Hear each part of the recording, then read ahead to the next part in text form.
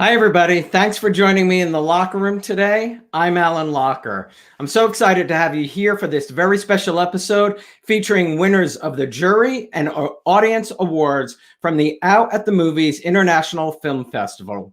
Today, you will meet some of the filmmakers and subjects of these award-winning films. Due to COVID-19, the 2020 festival was virtual and took place from October 1st through October 4th.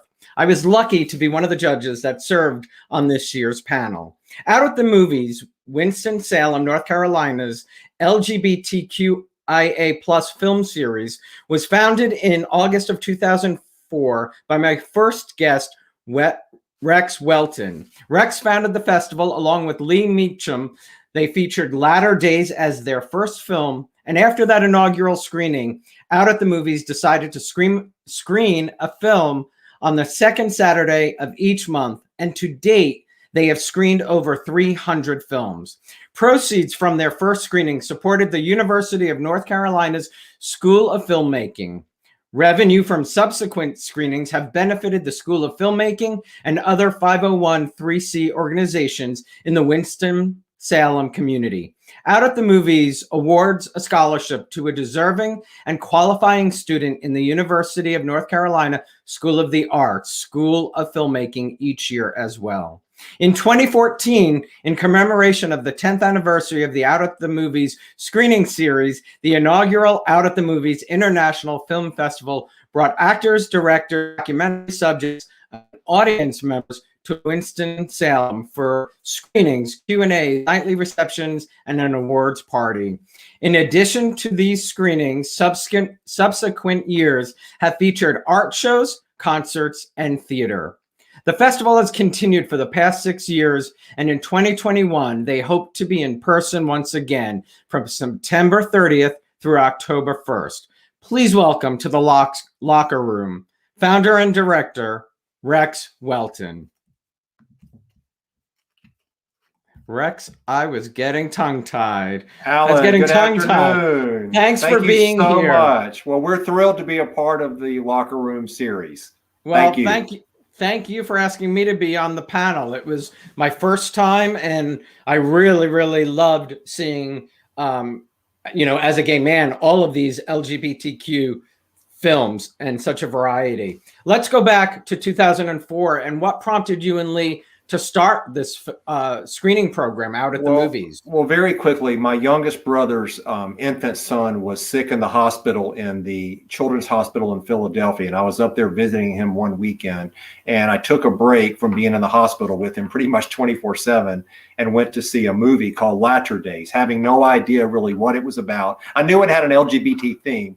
Well, I got in there, and immediately I recognized Wes Ramsey, who played Christian, who also was in the only soap opera that I've ever watched and loved, Guiding Light. He played Sam on Guiding Light. So I loved the movie. It was the first movie I can remember seeing where it was two gay people that happened to be normal people, just regular everyday guys, and they ended up being happy. And so when I got back to Winston-Salem, I saw a friend of mine at the gym, and I said, "Stephen, I saw the best movie in Philadelphia. I wish you could come to North Carolina, but it probably never will." He said, "Well, Rex, why don't you bring it to North Carolina?" Well, I said, "I don't know about movies." He says, "Rex, you do events for a living for the Humane Society. How different can a movie be?" So Lee and I organized it. We promoted it. We had over 250 people show up, and it was supposed to be a one-off screening, and that was going to be it. And then after the screening, everybody was saying, or many people were saying, "What's your next film?" So we started doing a screening every month. And then in 2014, in commemoration of the 10th anniversary of the film series, we started the International Film Festival. But you've done over 300 screenings to date, which is incredible. Yes, that includes the film series, which is now bi-monthly, every other month, and the festival. Oh, that's great. So what prompted you to start the festival? Was there, I knew that there were other festivals around, including one in our backyard called the River Run International Film Festival. A friend of mine, Mary Dossinger, who actually works for River Run, she's currently on the board of Out at the Movies. I said, "Mary, I want to start a festival, and you guys do it so well. So what should I do?" So she told me about the hotel, the printer, the way to put a festival together. I was a little naive. I was thinking after doing one screening a month for 10 years, it'd be pretty easy doing a festival. It's a lot more difficult, but we have a great group of volunteers and supporters, and we were able to pull off a good first year, and it's gotten better and better.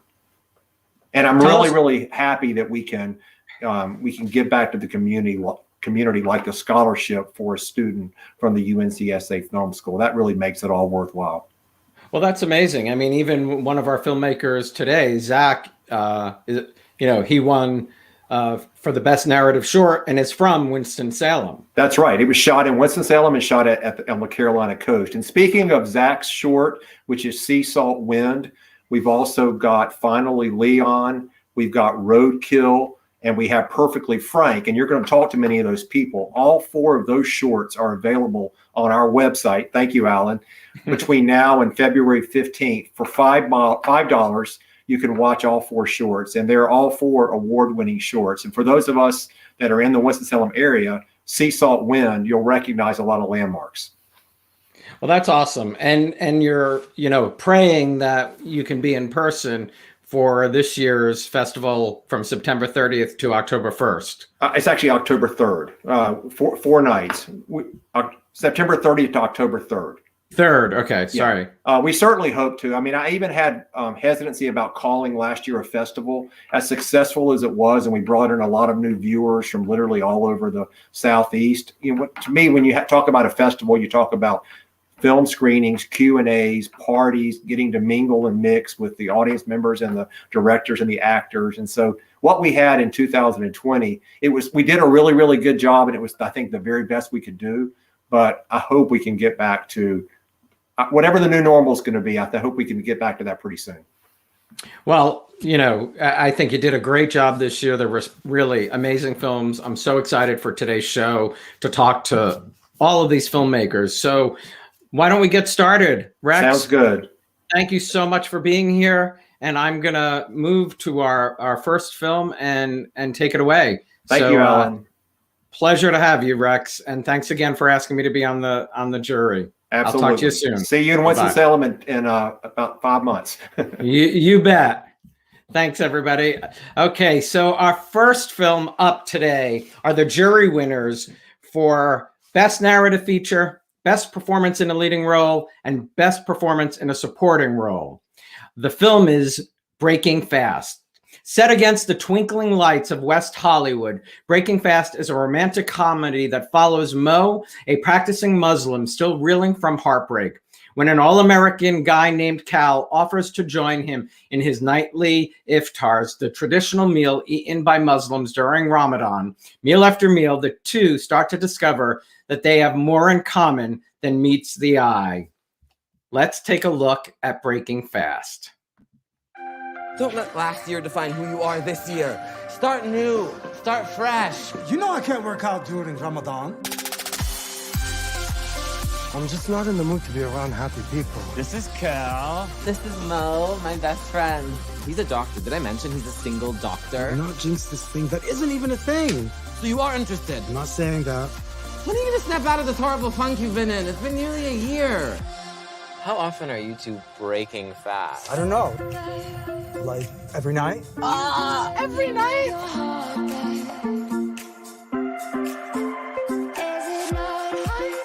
You mean to tell me your immigrant mother would allow you to be like this and have no opinion about it? My immigrant mother is nothing like what you see on TV.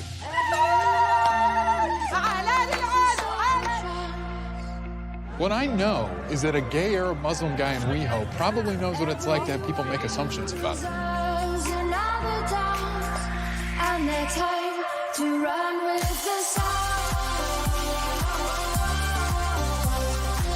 You always spin things in a way that ignores what's wrong.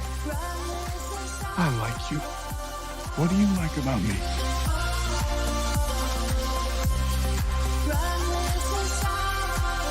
Just be open. Be honest.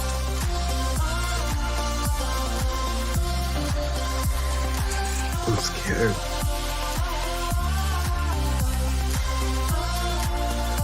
You deserve to be loved. Yeah, see, isn't that such a mystery?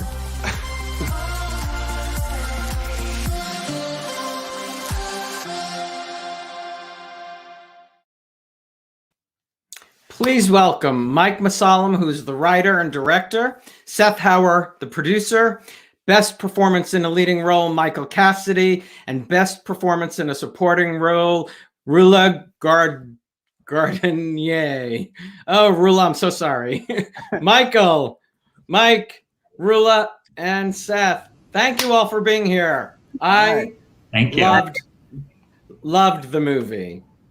That was one of the ones that I was on the panel for. So well done. And Mike, I'm going to start my questions with you because it's the story came because of your frustration with the lack of queer Muslim representation. Can you talk about that? Yeah, I mean, certainly frustration in that there wasn't more than a monolithic representation of what it means to be gay and Muslim, both in this country and abroad.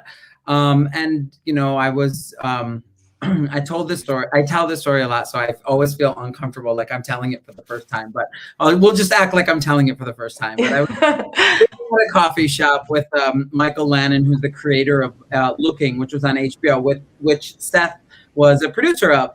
And he was asking me who I felt best represented me in film and TV, or something that looked like my journey or the journey of my friends. And in reality, as we alluded to, you know, when you talk about faith and sexuality, those two things generally are in conflict, and there wasn't anything that really represented those stories as sort of harmonious and working together. And he was like, you should write something. And I had never written anything before, but there was just this story that poured out of me at the time. And it was what it inevitably came the short version of Breaking Fast. Seth read it. Seth came on board, shepherded that script alongside me and production alongside me. And then here we are 5+ years later with a feature version, and just the best time ever. It's been an incredible ride. That's amazing. Seth, what was it about the film or the script really that made you sign on? Well, I think it was just the fact that they were characters in a familiar setting of like two people meeting in a budding romance story, but they were characters that I hadn't ever seen. So the setting was familiar, but the characters were brand new and novel, and had the opportunity to talk about things and discuss things on screen that I hadn't seen discussed. I'm not a Muslim, but I can relate to it on so many levels. Growing up with this semi-religious background myself, and I think I saw the potential for that to speak to a lot of other groups of people who don't normally see themselves like this on screen. Yeah, I definitely agree. And it just wasn't a story I'd seen before. And as a gay man, I just, you know, I was swept away definitely in the romance. I don't know if I said it when I brought you all out, but congratulations to all of you for winning three awards at the festival. Michael and Rula, do you remember, you know, picking up that script for the first time and your initial thoughts? Rula, if you want to go first. Yes, actually, I received the script in English and was told that all the language is in Arabic. So I actually ended up translating my lines, and I love doing that. I have to tell you, because I love the Arabic language so much. I was raised in England, but I'm blessed to have retained the language. I can read and write it, and I was thrilled to actually translate those words, and I just died laughing every time. It was funny in English, but there's something so blessed about speaking a second language and bringing in the cultural in it, you know, sort of the stuff that comes with words that are said in a different language. So I'm cracking up in English, I'm cracking up in Arabic. You know, it's like, this is funny across the board. You know, I wish I spoke French, you know. So, yeah, it translates. It's universal. The writing is just, it was amazing. I really fell in love with it immediately. It reminded me of everything I remember about my childhood in Lebanon and the iconic women that I hope my character did some kind of justice in representing these incredible Middle Eastern women that I grew up around, my aunts, you know, the stories as they cook and, you know, all of that. It was just, I honestly, just as the I almost want to cry right now. As the trailer is running, I could feel myself welling up with emotion because there's so much love in this film. And, you know, honestly, I don't want to be a downer or anything, but there's so much unconscious bias towards Muslims and Arabs. And even gays still, as far as we, you know, as gay people, I'm straight, but as far as gay people have come, there's unconscious bias, you know? Right, and but you just said towards Muslims, but it's it, you know, and then you're Muslim and gay. It's like I'm Jewish and gay. I totally understand that. Yeah, for sure. Absolutely. And, you know, the Abrahamic religions, I think all have kind of the same attitude that we're all trying to overcome, you know? But I think it was beautiful. It's the love, really. I'll be honest. That's why I'm tearing up and getting all warm and fuzzy, because I feel there's so much love in this film. Like everybody that worked on it just loved it. You know, it offers something new and something different. And honestly, I'm so sad for the state of Muslims and Arabs in America, because you know, there's not enough love for us. Well, but this is a great film for representation, and representation matters for all. And absolutely, you know, that's why I commend all of you. And Michael, as a straight man who just had his third child, you know, playing the gay romance. It still works. Good job. We can't talk about that right now, Mike. We're in a thing. You know, you play the gay romantic lead, and truth be told, for me, like, you made it. You completed that whole package of the movie in my you know, in my viewing experience. So, you know, reading that script for the first time, do you remember what you initially thought? I share what other people said. The film just felt so funny and so real, despite the fact that I am not Muslim and didn't know what Ramadan really, how it was observed prior to this. And I felt a connection to Cal and to the writing and to Mike immediately upon meeting him, that this is a person who understands the sort of like funny and intense nature of intimacy and finds them wrapped together in a very short period of time. And that's the engine of all good romantic comedy, in my experience. Yeah, I mean, and it is definitely, Mike and Seth, you know, you have the romance. You have the romance nailed down. Can you talk about finding your lead and finding Mo, the actor Haz? Did I pronounce that right? Yes. Yeah, Haz Clayman. Yeah, Haz and I have been friends for many, many years. Fun fact: Haz was actually in the short version of Breaking Fast. He played Hassan, Mo's boyfriend or ex-boyfriend, in a scene that inevitably got cut. So, in an effort to make it up to him, we cast him as Mo. No, but he, you know, I think it's just, it all sort of was this perfect confluence of events. He was at a point in his career, in his life, where he was looking for projects that spoke to more of the journey that he had been on. We had just completed a draft that was as close to what our shooting script was going to look like. He read it. He was very, you know, it was not like a situation where we had to go and ask more than, you know, he was equally as interested in being a part of it as we were having him a part of it. It was not a role I have seen him play before. I think he is the kind of actor who has always sort of led with his charm and sexual presence, and this character just wasn't that. This was a charming character who was much more nebbish and awkward.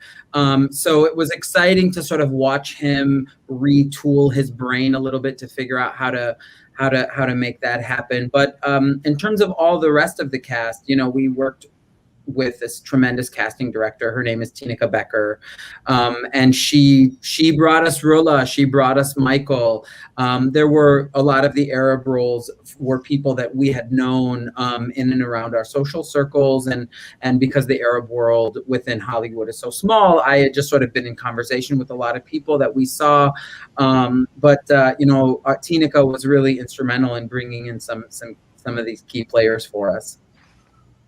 That's great. Tell me the role that he played in the short, the boyfriend. What was the boyfriend's name? The boyfriend's name is Hassan. In the feature, it's played by Patrick Sabangi. Hassan. But I have to say, like, I can't remember because it's been a while since I saw the film, but I remember definitely not expecting it to go the route that the story,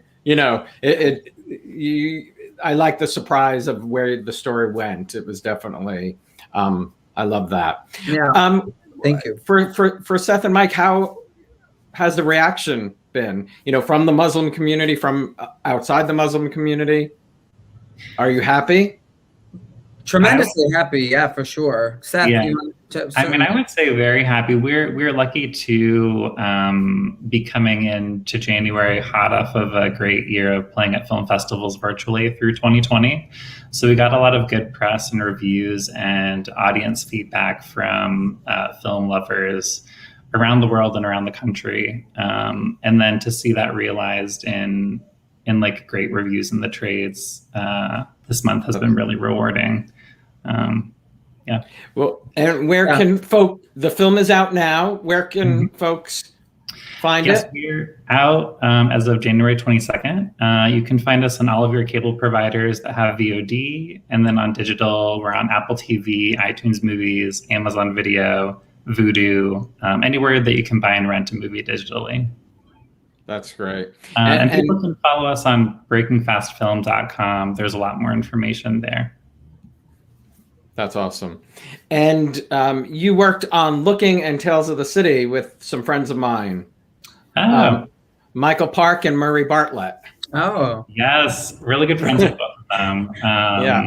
They were on shows that I worked on. So, but I love those series. So congrats on those. Thank you. That's a really great series. Michael and Rula, what's next for both of you? Rula?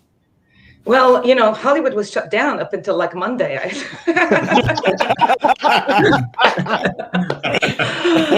So there's a lot of auditions. Somebody's looking at someplace, and let's hope, some of it is going to come back around. I don't know. Honestly, I don't know.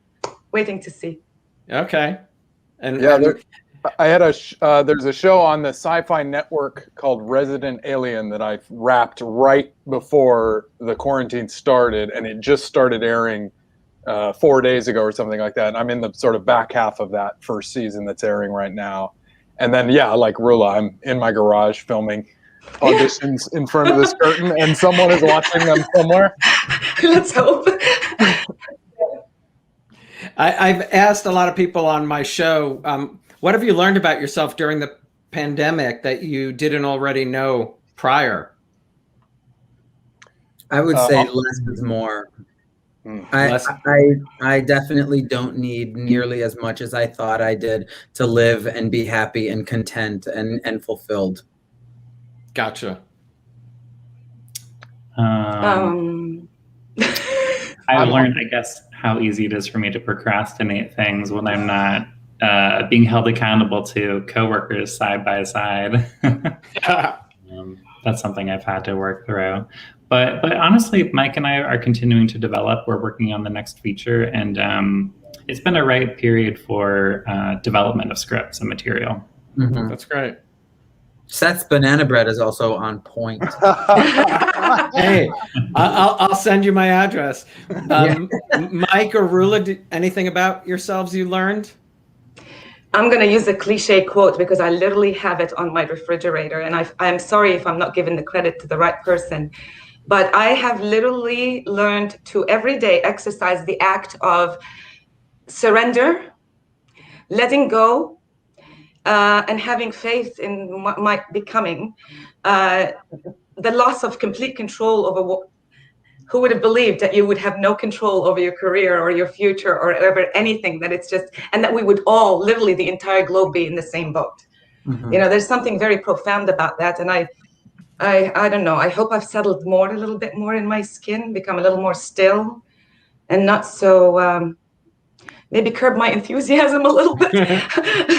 Yeah, I don't know. I think just to settle down a little bit is not so bad, to not have control all the time, or to be driven for the next move, or And Michael, yourself?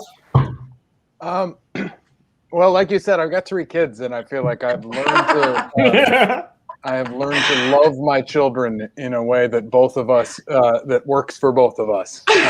Well, that's a perfect ending. Thank you all so much. The film is breaking fast. I hope you all check it out. And thanks again for joining us today. Thank you so much for having us. Thank you. Thank you You're so much. welcome. Bye-bye. Bye-bye. All right, here we go. Our next film, give me 1 second, is the winner for Jury Award and the Audience Award for Best Documentary Short. Perfectly Frank is a short documentary chronicling the life of Frank Velarde, a retired accountant from Long Island. After 50 years of marriage and raising kids, Frank divorced and came out as gay. Now he must find his place as a 75-year-old looking for love in Fort Lauderdale, Florida. Please welcome to the Locker Room the executive producer and director, Dan Hunt. Hey, Dan. Thanks for joining me. Nice to meet you as well. Your documentary is absolutely adorable. He is absolutely adorable. How did you come across Frank? Yeah, it's a bit of a long story, but I'll try to expedite it as best as possible. Okay. I normally make documentary features, and probably about 3 years ago, I had finished a documentary about a family that has 2 transgender kids and kind of their lives going through puberty, and it was a really, really complicated, hard to fund documentary. I finished it. It did the film festival circuit, got picked up by PBS. Oh, great news. But it was exhausting, and I had vowed to myself, I'm not doing this anymore. I gotta like take up pottery or do something else. This is crazy. It's a crazy way to live. But then I was in Fort Lauderdale, and I was walking by a nightclub, but it was in the middle. That's so funny. It was just going through my head. I wondered if you were, happen to see him. Yeah, I had sworn off documentaries. I was just going to stick to teaching and programming and doing that kind of stuff. And I walked by this nightclub. It was rocking out in the middle of the day. And I walked into the bar, and the bar is full of like the bartenders and barbacks were like these gorgeous 20-something-year-old men and women. They look like Amazons and like, the most beautiful young people I've ever seen in the world. And I walked in, I saw them, the place was rocking out, and I saw a sign that said like go-go dancers this way. And I kind of went through the bar thinking, oh my God, if the bartenders and the barbacks look like God, can you imagine what the go-go dancers look like? And I walked in and I looked past the dance crowd, and I looked up on the stage, and there's Frank. He's nearly 80 years old. He's wearing like hot, like yellow leather shorts. And he's got dollar bills stuffed all over him. And so what prompted me to make the film is my reaction. So at first I kind of guffawed, I kind of laughed. And then I felt really shitty about that. Like, why shouldn't Frank, why can't an 80-year-old man occupy that space of being adored and being loved and being an object of beauty? And then I got, kind of really emotional about it. So I just knew that since I had such a complex reaction to him, I had to meet him. And I didn't know if I necessarily wanted to do a film. I just knew that there was something here. And then I met him, and then he told me this. He's like, I'm a retired, and he's from Long Island, and he's got that thick, just like the Sopranos. He's got this Italian, forget about it. So he's incredibly colorful, and he has this backstory about, he's straight, and he has grandkids. And I was just like, how could I not do this film? So that's a long answer. Yeah, no, that's a great answer. And I have to tell you, I am somebody who gay. I love to dance. I, was watching that, and, I could see myself because I many times will be on a dance floor, sometimes by myself, because the music just does that for me. And it was just really beautiful, to see he loves to dance, and he loved to do it, 75, 80 years old. That was, that really was special. What, here you are, you meet him in a bar, he tells you his story, and then you say you want to make a documentary about him. What was his initial reaction? Well, I mean, he is incredibly humble. He was like, "Come on, like why? Like people take his picture all the time because he gets Yeah, of course. self-aware. He knows that he's entertaining and challenges people, but never thought a movie. So he was really kind of like, well, what are you going to talk about? And then we just kept talking about it and exploring it a little bit further. I think the fact that I knew that I wanted to make a short film, he was like, yeah, I mean, how bad could it be? And also we liked each other, so it was fun to spend time with him anyways. So yeah, but he was kind of like, yeah, what do you want to talk to me for? What do you want to talk to me? But I'm so glad that I made the film.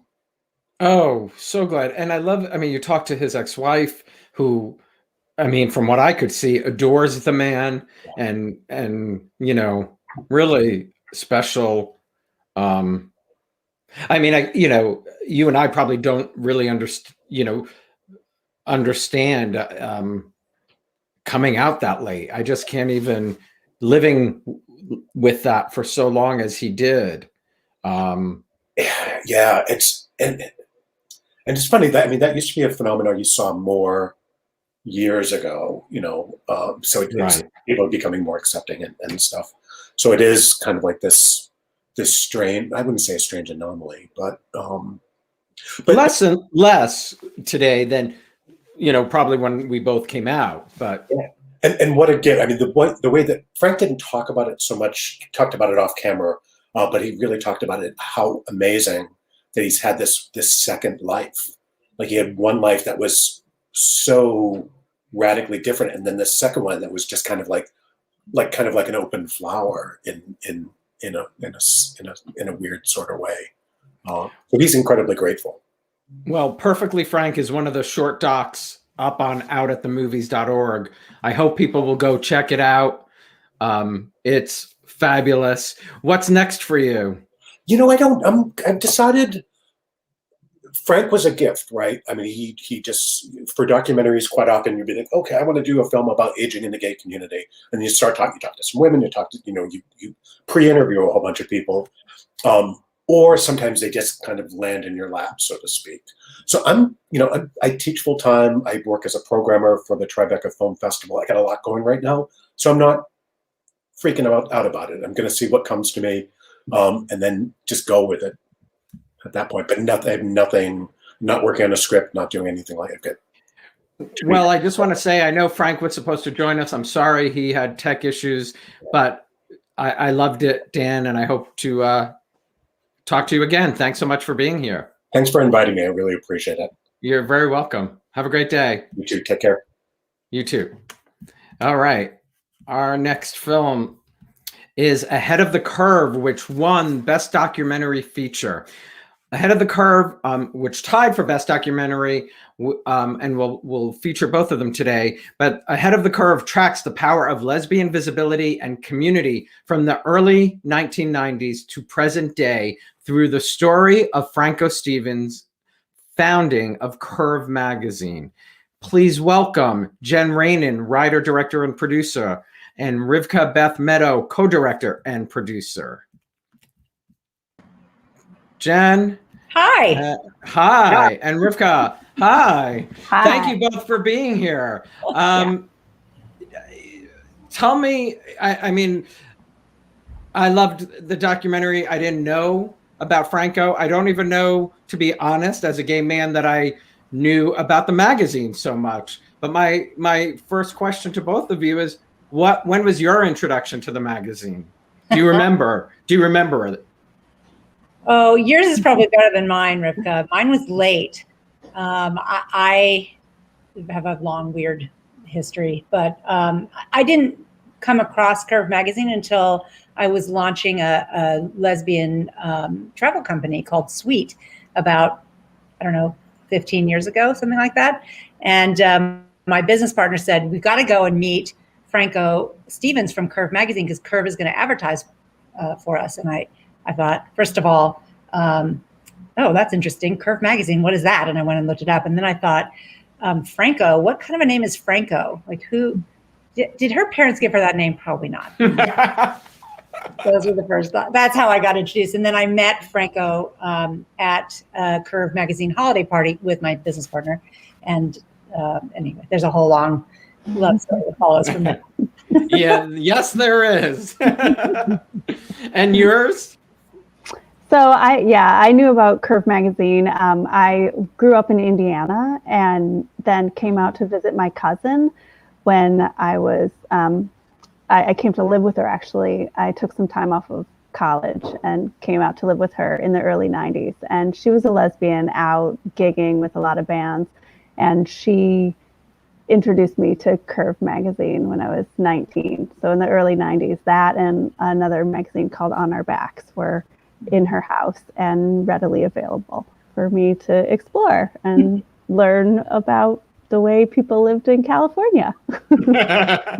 And Jen, you've been married to Franco now for 10 years. Is that correct? More than I can't. And oh God, I'm gonna get in trouble. At least 11 years. Okay. They've been married so many times though. So yes, you have to think about which anniversary. Yeah. Oh, okay. One of those. I have a few friends who have that. Mike, when did you realize the breadth of her story and that it could be this really powerful documentary?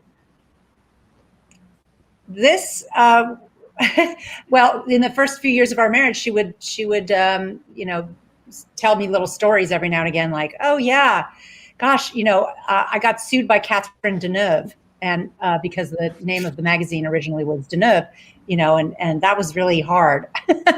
Or, oh, it was really hard to make payroll a lot of the time. So I would go to loan sharks and take out money from loan sharks sometimes. And, every time she would drop a little story like that in my lap, I kept thinking, this would make an amazing movie. I should write a screenplay. And so I started writing a screenplay.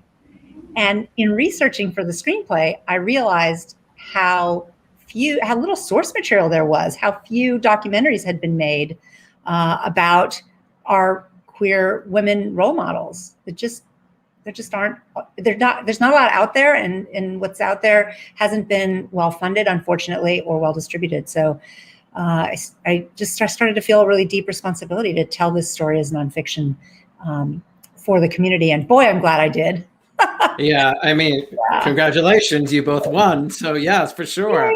How did you two meet? At work. You want to tell the story?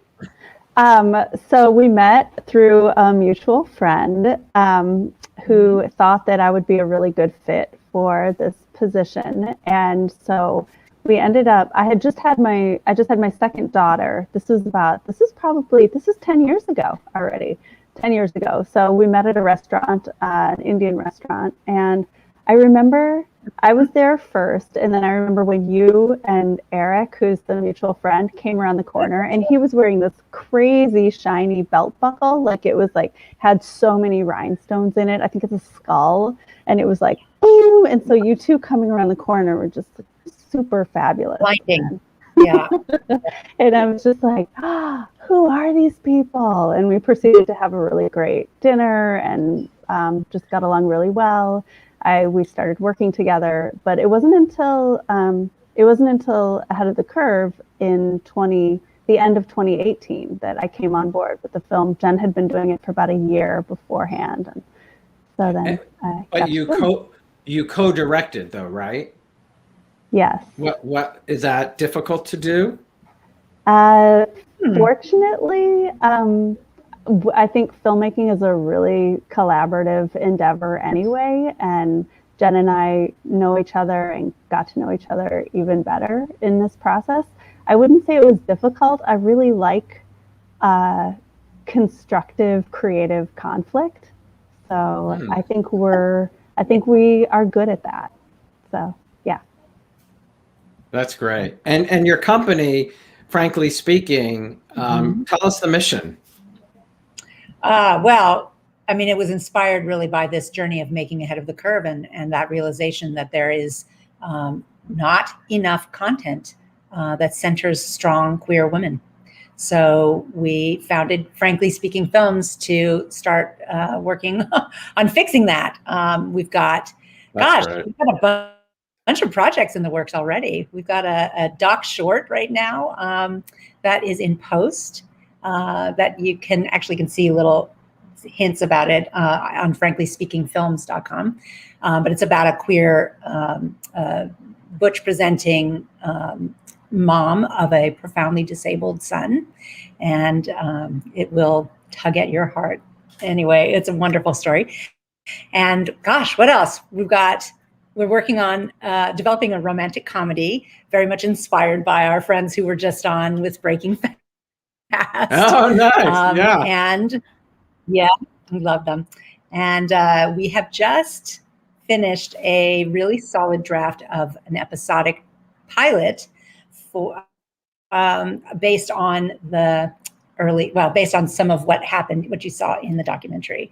So it's just such a juicy, ripe world that we got to work in, telling the story of Ahead of the Curve. And we thought, time to go back to the idea we can make something fictional out of this story. That I think.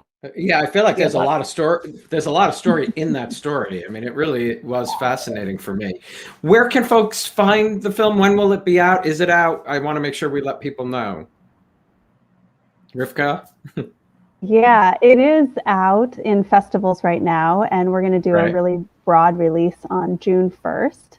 So look for that. In the meantime, we would love to have people join our newsletter, follow us. Our follow is at Curve Mag Movie, same as the website. I see you have it in the on the cryon below. And so yeah, we'd love to keep people informed, but we're going to do a lot of fun, a lot of fun appearances before then in the lead up. That's awesome. Well, I'll be looking for it. Thank you both so much for being here, and congratulations again. It's very exciting. Thank you so much. All right, you're so welcome. Bye-bye. Bye. All right, let's see here. All right, the next film up, tied with Ahead of the Curve for Best Documentary Feature, called Cured. 5 years in the making, Cured illuminates a pivotal yet largely unknown chapter in the struggle for LGBTQ equality, the campaign that led the American Psychiatric Association to remove homosexuality from its manual of mental illnesses. Please welcome to the Locher Room, Bennett Singer and Patrick Salmon. Bennett, hello, and Patrick, hello. Congratulations to you both. Good to have you here. Again, another fascinating documentary. I knew some of this, but didn't know a lot of it. And tell me how the story, came to the two of you to tell this story. Yeah, a friend of mine here in Washington, the president of the Mattachine Society of Washington, D.C., an organization focused on LGBT history, had written a film treatment about the life of Frank Kameny, an important LGBTQ rights pioneer. And that treatment talked about this key moment in the fight with the APA, the 1972 annual meeting where John Fryer had to wear a mask in order to describe what it was like to be a gay psychiatrist. This was an iconic moment. I was familiar with it, but seeing it there described, it occurred to me this would be a great idea for a documentary. And so I recruited my friend and now colleague Bennett Singer to join me on this odyssey, which has been 5 years in the making, but we thought it was such an important story to tell that we're happy to present it with audiences. It really is an important story. I only learned of Frank myself as a 54-year-old gay man this year. I learned about it from Dr. Eric Cervini, who wrote a book about him. Sure. But fascinating story to think that as a gay man that I could have been growing up in a time where it was seen as an illness. Just really, I don't even know how to describe that, really. Well, I could jump in and say it wasn't only seen as an illness, it was automatic, that if you were gay, the medical establishment and psychiatry just automatically classified us as mentally ill and as in need of a cure. It wasn't kind of a remote possibility. It was this mindset that was pervasive. And I think that was one of the biggest pieces that we wanted to convey, that, the establishment really internalized that sense of sickness despite the lack of scientific evidence. And it was Frank Kameny who really led the charge and developed the strategy.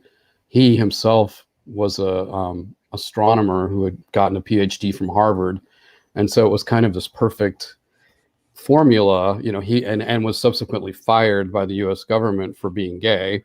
So he was this impassioned activist with an amazing scientific brain, and he looked at this situation and he said, "Well, as a scientist, where's the data? This is all bogus and prejudiced and, you know, shoddy pseudoscience," to quote him.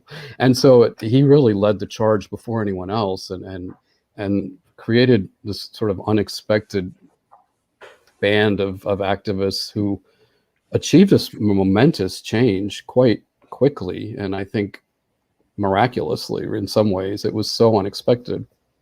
Well, and thank God they did. I mean, the footage that you have in the film is amazing, and the footage of that psychiatrist who gets up and outs himself with that, you know, that mask on, that is not, you know, as somebody who's narrating that moment in the film, you know, it wasn't just, you know, a little mask. It was a complete cover to hide who he was, and the fear for that, you know, in his profession, and the fear for, I'm sure, so many other psychiatrists. What was the hardest part of putting this all together for you both?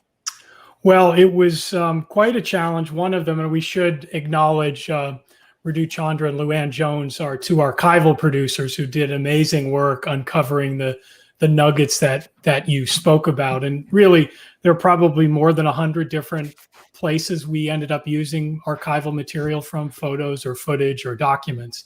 So it took a long time to pull all of that together. But I think aside from tracking down those visual elements, I think one of the big challenges was that there's no main character. And that's part of the great thing about this success, is these people from a variety of walks of life, and some psychiatrists and activists work together. And that's really impressive and really a model for how social change is created. But the challenge from a storytelling and a filmmaking perspective is that there's not one hero.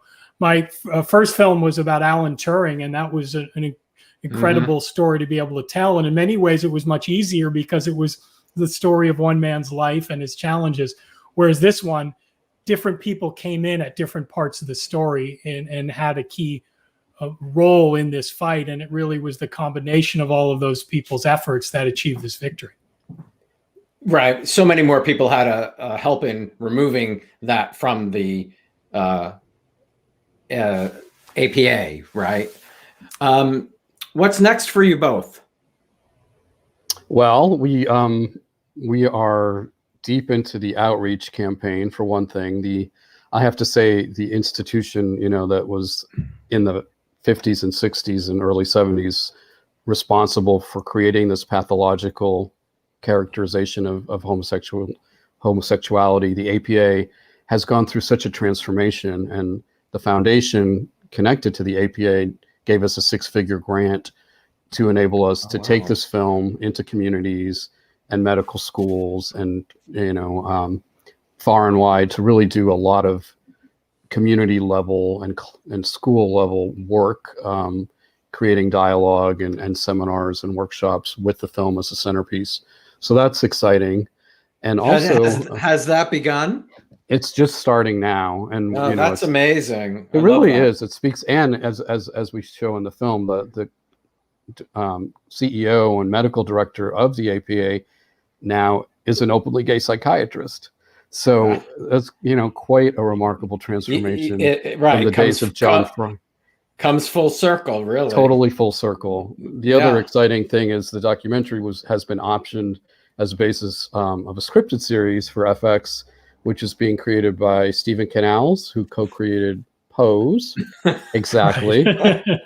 Exactly. That's amazing. Congratulations. Yeah, it's you know, it's and I think what's especially exciting is that there are so many moments in the documentary that can be fleshed out through fictional adaptation, including this pivotal scene with Dr. Fryer. Like, what was he going through, and where did he find the mask, and what was he feeling, and how did he keep it a secret? Like, apparently nobody actually figured out who this guy was, which is wild. So I don't know, it's just really exciting to be collaborating with Stephen and Patrick and our what a great shifting gears opportunity for gay LGBTQ to learn about this history. Exactly. Patrick, we should mention too that the film is coming to PBS this fall in October on Independent Lens, so that will be the official television premiere. But we're doing a lot of festivals. We were thrilled to win the award at Out at the Movies, to tie for the award along with Ahead of the Curve. And you could check our festival listing at the website, which is cureddocumentary.com, which lists all sorts of upcoming festivals. Both movies are just completely different, but so interesting, and so much knowledge, so much to be educated about our own history, and I appreciate that so much. Thank you, gentlemen, for being here. Best of luck with it, and thanks for having us. I hope to be watching it on FX. Thank you so much. Bye, gentlemen. Have a great day. Take care. Okay, our next film. Two other films won jury prizes at the festival. Finally, Leon won Best Narrative, and Roadkill won Best Screenplay. Neither filmmaker could join us today, but I wanted to let you know, Finally Leon is a beautiful and tender portrait of a young trans man finding freedom in his body on a cold winter's day. Check it out when you see Finally Leon. And in Roadkill, Tilly, who leads a lonely life as a roadkill removal worker, is destabilized when Wanda, a lively stranger, comes to town.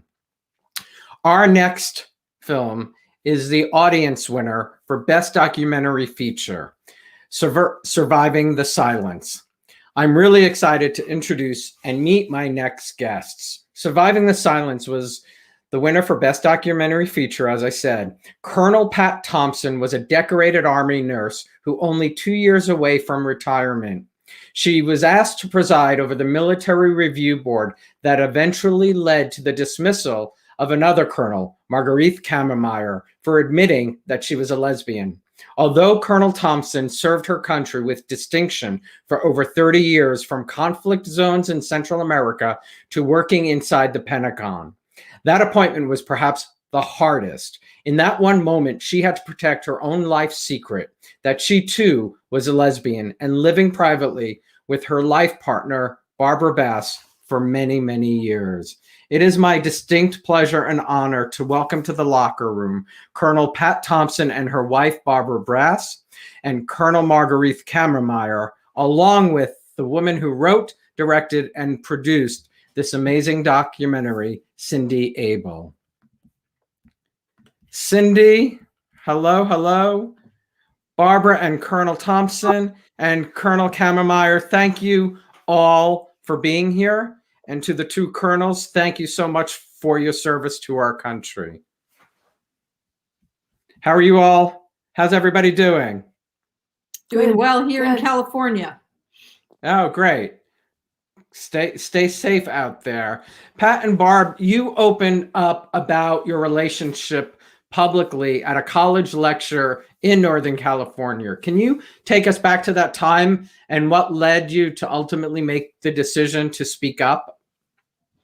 Well, the professor in charge of Gay Pride Days at Sierra College wanted to get Colonel Cammermeyer, but she was not available. And we had the idea that maybe we should talk about the spouses of some of these closeted military people. So we decided to share our story. And part of the story, I think, that captured Cindy's imagination was the fact that Pat was in charge of dismissing Colonel Cammermeyer. And that was a never told story. So it really was the right place at the right time. We had a great response. And from that point on, after the film was started, we still continued to go to colleges and churches and social clubs and spoke about our story many places. Was it tough decision at that time when Sierra, when they asked you to do it, to speak up, or were you ready at that point to be open? Oh, I think I was ready. I think Barb was ready also. We had an audience of about 500 that first time we stood up there and told our story. But we had no idea that Cindy Abel was or who she was. I was going to say there was only one important member in that audience. The woman that would change our lives. Yeah, for sure. Cindy, can you take me back to that moment and hearing it and what went through your mind to know that this would make the great documentary you put together? I have to tell you, Alan, I got a little sneak peek the night before. I was at Sierra College as well, screening my first documentary, Breaking Through, about openly LGBT elected officials. And afterwards, Pat and Barb came up and started chatting with me and sharing a little bit about how they'd been together for 30 years. And I thought, wow. And the more I learned, the more I fell in love with them. I fell in love with their story. And I knew I wanted to know more. And then Barb slips in this little bit about, oh yeah, and Pat presided over the military board that expelled Colonel Margaretta Kammermeyer. And I thought, wait a minute, why do I not know this story about one of my own heroes, right? And so the next night I was still in town and I showed up with my camera and set up my tripod because I knew I needed to capture this speech. I didn't know what was going to happen, but by the end of it, I went up to them and, fought my way through the crowd and said, Barb, I want to tell your story. And she said, oh, okay. And I said, no, you don't understand. I want to make a movie. And she's like, oh, we'll have to talk about this. But, so in the documentary, what we're seeing them at the school is what you shot that day? It is. It is. Wow. Okay. Oh, that amazing. Amazing. I mean, wow. And I love that sort of the whole story wraps around that, right? I mean, yes. Yeah. Oh, fascinating.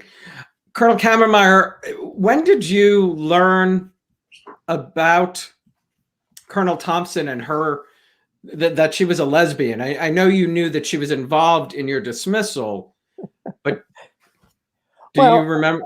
Yeah, I had been discharged from the military because of the policy as it existed at the time. And I was giving a university talk at UC Davis and had, talking about gays in the military, and had just finished. And this woman comes up to me, hands me her business card, and it says Barbara Brass and Patsy Thompson. And until I saw that card, I had absolutely no idea that I had I had asked Pat to participate in this event. And I'm glad I didn't know, but it was certainly a shock to me as I read that business card. What year were you discharged again? 1991. And then Barbara Streisand turned your story into the movie that Glenn Close played you, which I remember seeing that movie. And, as a young gay man at the time, it was so powerful. When you think back to 1995 and sharing that at that time, was that difficult for you at that moment? Yeah, it was very humiliating, feeling that you had to discuss your very private personal life. And yet it was also very important that, we began to tell our own stories and our own lives rather than to have us defined by others. But it was emotionally traumatic. It was something that we had to, and I say we because Diane was, of course, involved, and so were my children. And so each step of the way, it was a matter of, it wasn't about us, but it was about the policy as it existed in the military and about the lives of gays and lesbians Alan, I'm going to just jump in real quick. Yeah. I do apologize. I have to lead a client meeting in about Oh, 45 seconds. I'm so sorry. No problem. Hey, you've got the best three, the most important three. You know, it's their story. They do a fantastic job. So I just wanted to say thank you. You know, I loved it. I hope everyone sees it. The story, you know, first of all, it's an important story. But I also love Pat and Barb's story, you know, like just, you know, Colonel Thompson. I mean, the moment you say in the, you know, you came out at 80 to your family. I you know, God bless you, and I love that you're able, you know, to live it truthfully today. And you're both incredible activists today. Yes. That I love, and thank you for that. You know, I think that's so important as well. Colonel Kammermeyer, you call Pat a hero. Can you tell me why you feel that way? Well, I think part of it's really to set the stage. That part of what needed to happen was the effect of the anti-gay policy on the military itself and on service members. And for us to prevail, and we had, you know, idealistically, I had hoped that the policy would be overturned because it would be obvious that it was so detrimental to the military as a whole. And we knew that ultimately I was probably going to be discharged from the military and then would file suit in federal court. And we needed to have all of the documentation in place for us to be able to appeal my discharge. And Pat Thompson allowed us the time to be able to do that, to get the depositions, to build the case so that when the time came that everything was in place. And that put her in sort of in harm's way, if you want to look at it like that, and was so vital to our success, which then allowed for the conversation to continue. After you got that card, when did you two sit down for the first time? I hope it wasn't just for the film. No, I think the next time that we met was at the premiere of the film Serving in Silence in San Francisco, where I had contacted Barbara and Pat to invite them to come down. And, you know, so it was there for the premiere, and you didn't have a deep conversation, but at least, you know, there was that opportunity. And Colonel Thompson, in the, you know, knowing that you had to do this, you know, about another colonel, a fellow lesbian, it must have, you know, and Barb maybe can speak to it too, it must have really, I know it was a difficult decision for you, and it just must have been difficult, you know, eaten at you to some degree. Well, I was asked to go to Washington State to set a federal recognition board, and I thought, well, I wonder why Greta's not doing that. She must be out of state on vacation or something. So I said, okay, sure, I'll go. And when I got the box of information, I could not, oh no, I do not want to do this. I didn't want to go. I didn't want to do it. I just could not see myself doing that to someone that was so much like me. We're both nurses. We were both colonels. You know, I just could not see myself doing that, but yet I had to do it. So I just kind of tucked my tail feathers in and went to Washington and set that board. It really did tear her up during the course of the event, and then when she came home, and how when she came home, I don't know if we talk about this in the film, but People magazine and another TV news magazine were very interested in interviewing her, but she refused. And I kept thinking that this would be an opportunity for me to out my own wife. I don't know why you want to do that. Because being kind of, far left and an activist from an early age, I wanted everybody to be out, and I thought being out was the best way for the culture to move forward. At that time, I did realize, of course I realized that was not the best way to go, and we have to move at our own pace, and we do have to work behind the scenes and in front of the scenes and do what we can. But I just expected somebody to pop out of the bushes here and say, well, who are you and why do you live in this house and how are you connected with Colonel Thompson? But they really lost a big story because there were many lesbians in the military, high ranking, not just Colonel Thompson and Colonel Kammermeyer. Well, like Barb, I expected somebody to jump out from behind a tree or a building because I had refused to talk to them. And I refused to talk to them because I thought, well, they're probably going to ask me if I'm also a lesbian. And I was still active military, and I couldn't answer that. Otherwise, I would have been kicked out also. So. Interesting. Yeah. Colonel Kammermeyer, now looking back on putting your own film out there, are you proud and happy that you did that? How it can help other folks? Well, when you're involved in something like that, you don't realize what the after effect might be. And yet, when Barbara Streisand asked me if wouldn't I like to have my life story told to 25 million people, I said no. And she Can't said, imagine why not.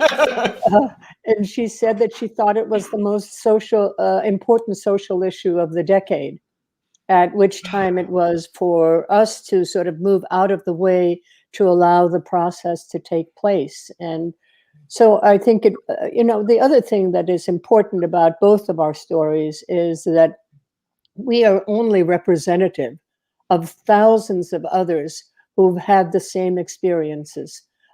Even during Don't Ask, Don't Tell, there were over 14,000 people discharged who ended up really having the same stories to tell as we have. And so that makes it that much more important for us to tell the stories, because every other couple ended up having to live in fear of losing their careers. Wow, I didn't realize there were that many. That's well, hopefully we are moving in the right direction, for sure. Colonel Thompson and Barb, I think it was Colonel Thompson who said, there's a moment in the documentary where you're speaking about the world today and the world we're living in, and your fear for our democracy. I have felt that fear. Can you describe it? Are you feeling a little more hopeful?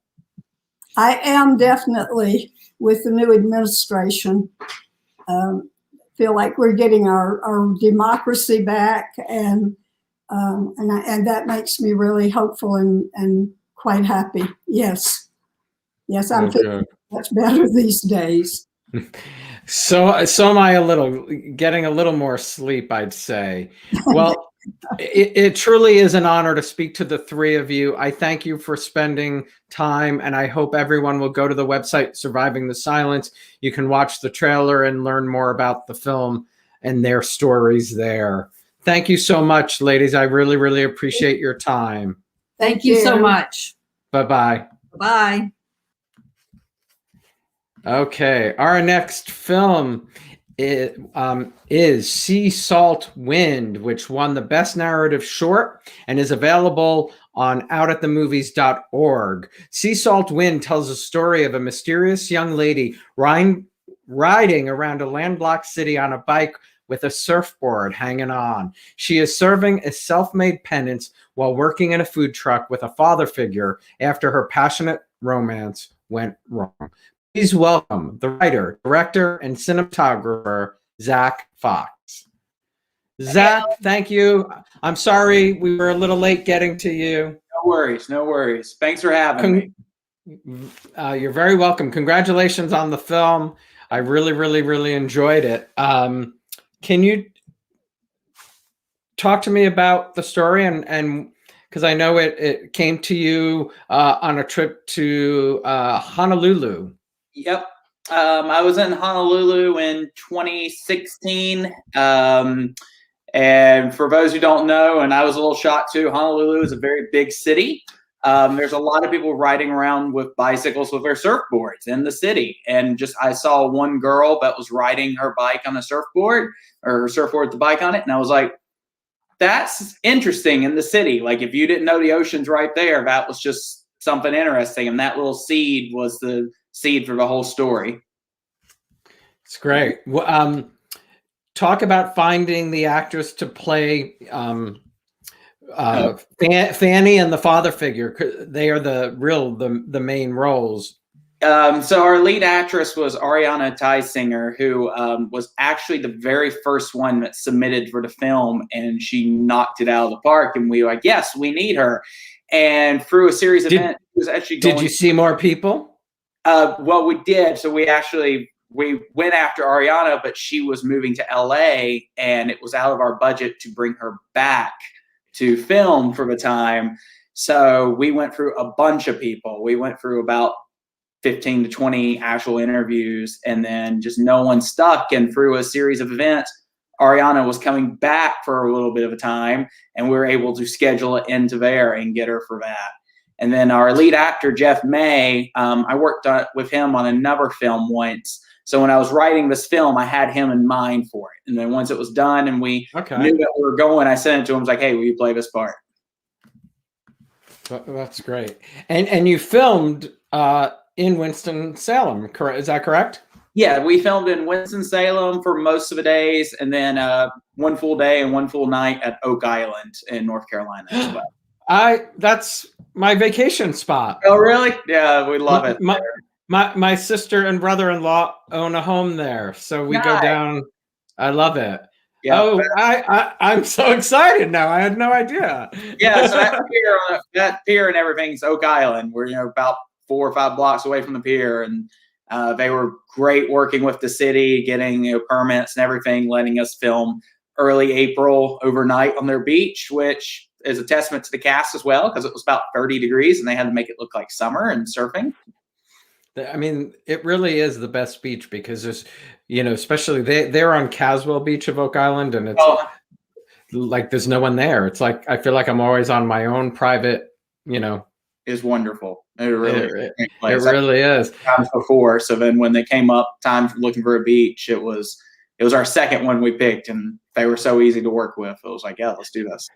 Did you know Oak Island from living in North Carolina, or yeah, I visited a few times. We were trying to go down to Kitty Hawk or Outer Banks because the surfing scene is a little better there, honestly. But we end up with Oak Island because they were much easier to work with. You always got to take that for sure. Yep. Yeah. Oh, my sister just told me she's watching. So funny. Oh wait. How does it feel? I mean, you're a Winston-Salem boy, and you won the Out at the Movies Film Festival. It was really cool. A very interesting series of events that led to that. Like, we submitted the film, and I've never met Rex or anyone without. And by the time the festival came on, I actually knew several of them just for other people and things that happened with COVID. But it was a surprise. It was a very nice surprise to win. It was great to be accepted, but even just to win the audience award was fantastic. That's so great. What's next for you? We actually just shot my next film 2 weeks ago with Ariana Tysinger again. It's called Spirit of the Cinema, and it was also shot here in Winston-Salem. And hopefully that will be completed in the next couple of months. We just started editing this week. And you wrote it and did the cinematography as well? Yes. Right? What's that about? Can you tell us? Sneak peek? Yes. Set in 2012 during the time of digital taking over movie theaters. And it's about the transition from film to digital and what it did to theaters. I've ran a movie theater for all my life, so very personal project to me. But this film is, like I said, set in 2012. It's a little small story that was written pre-COVID, and it's all about the love of movies and what it, the theaters and what they do. And now with COVID shut everything down, it adds a very interesting element to the story that's like, all right, we didn't know this was coming, but so it felt like we had to film it now. So you actually had written this story and then changed some of it because of the pandemic.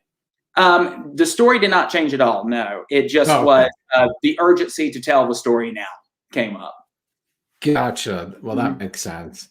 That totally makes sense. Fantastic. Don't forget, everybody, Zach's film Sea Salt Wind is available on outatthemovies.org. I will put that up again so people don't forget. Zach, it's been a pleasure. Thank you so much. Congratulations. Thank you, Alan. Thank you for having me. You're very welcome. Have a great day. Thank you. Well, I hope everybody enjoyed that. Don't forget to check out the films that are available. They're $5 each, I believe, at outatthemovies.org. And if you are a filmmaker, they are currently accepting submissions on filmfreeway.com, I believe, for the 2021 festival, which is September 30th to October 3rd. I hope you enjoyed the show. Please, I recommend all of these films. As a gay man myself, it was just really great to see a diverse crop of narrative films, documentaries, and shorts. $5 for all 4 films on outatthemovies.org. Thank you to all my guests from Breaking Bad, Perfectly Frank, Ahead of the Curve, Cured, Sea Salt Wind, and Surviving the Silence. Thanks for joining me today, everybody. Have a great day.